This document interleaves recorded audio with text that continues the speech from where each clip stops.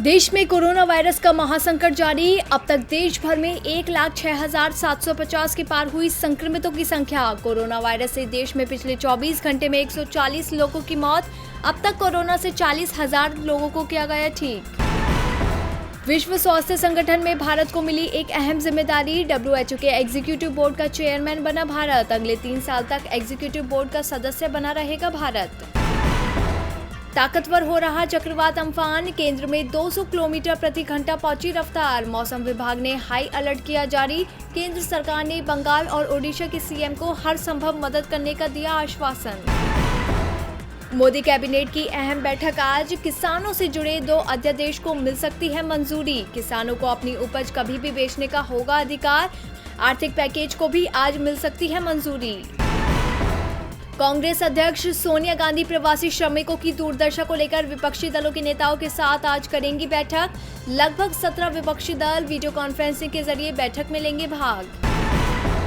मजदूरों की घर वापसी के बीच बसों पर कांग्रेस बीजेपी में खींचतान जारी। बसों के नंबर का मामला पहुंचा थाने। बॉर्डर पर खड़ी कांग्रेस की बसें अब तक नहीं मिली मजदूरों को मदद। रेल यात्रियों को बड़ी राहत। 1 जून से रोजाना चलेंगी 200 ट्रेनें। जल्द शुरू होगी टिकट की ऑनलाइन बुकिंग। नहीं खोले जाएंगे टिकट काउंटर।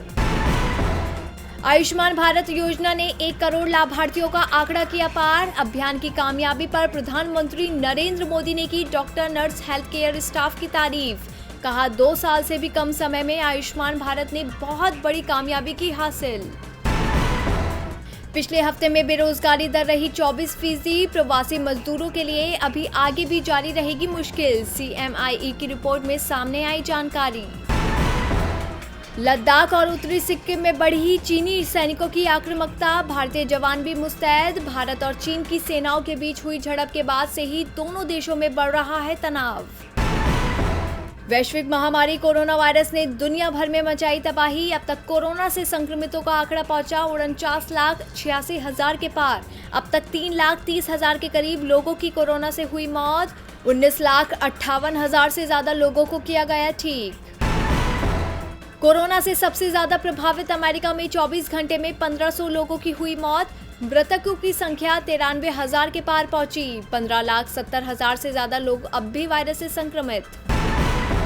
ब्राजील में भी अपना प्रकोप दिखा रहा कोरोना वायरस। एक दिन में 1,179 लोगों की हुई मौत। ब्राजील में कोरोना के मामलों की कुल संख्या 17,971। नेपाल ने फिर दिखाई भारत को आंख। प्रधानमंत्री KP ओली बोले कोई भी कीमत हो अपनी जमीन लेकर रहेगा नेपाल। पिछले दिनों नेपाल ने अपने नक्शे में भारत के 3 इलाकों को बताया था अपना। कनाडा में फेसबुक पर लगा लाखों का जुर्माना। कंपनी पर गलत तरीके से यूजर्स की निजी जानकारी को साझा करने और बेचने का लगा आरोप। फेसबुक ने सभी आरोपों को किया खारिज। मैन्युफैक्चरिंग कंपनियों के निकलने के डर से बौखलाया चीन। कहा भारत का दुनिया की अगली फैक्ट्री बनने की उम्मीद कम। चीन को पीछे छोड़ने के बाद राष्ट्रवादी सोच के अलावा कुछ नहीं। भारत ने 4 महीने बाद मलेशिया से शुरू किया पाम ऑयल आयात। दोनों देशों के बीच तनाव के बाद लगी थी रोक। दुनिया का सबसे बड़ा खाद्य तेल आयातक देश है भारत। SBI के बाद HDFC का बड़ा फैसला। HDFC बैंक ने भी वरिष्ठ नागरिकों की लंबी अवधि की जमा राशि पर 0.25% अधिक ब्याज देने का किया ऐलान। कोरोना संकट के कारण भारतीय रियल एस्टेट क्षेत्र की बड़ी मुश्किलें। सेक्टर को चालू वित्त वर्ष में करीब 76 लाख करोड़ रुपए का हो सकता है नुकसान। 2019-20 के मुकाबले चालू वित्त वर्ष में मकानों की बिक्री भी होगी प्रभावित।